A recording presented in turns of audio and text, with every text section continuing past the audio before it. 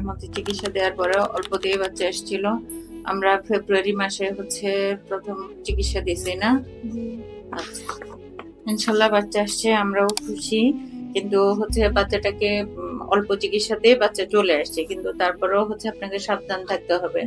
সব ধরনের ওষুধ আপনি খেতে পারবেন না। হ্যাঁ, যেহেতু আগের বাচ্চাটার কানের সমস্যা হয়েছে, কিসের থেকে হয়েছে ওনারা একটা ধারণা করে বলতেছে জিনগত সমস্যার কারণে হয়েছে, যেহেতু আপনারা রিলেটিভস হন। এই জন্য রিলেটিভস এর ভিতরে বিয়ের সাথে কম করানোই ভালো।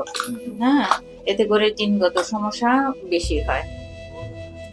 তো যাই হোক, ওরা এখন কানে অপারেশন করাইছেন, ও এখন কানে শুনতে পাইতেছে। আর এই বাচ্চা এখন আবার আমরা ওষুধ দেওয়ার পরে আল্লাহ চাই তো বাচ্চা আসছে। এখন আপনাকে যেটা করতে হবে সেটা সাবধানে চলবেন, সব ধরনের ওষুধ খাবেন না।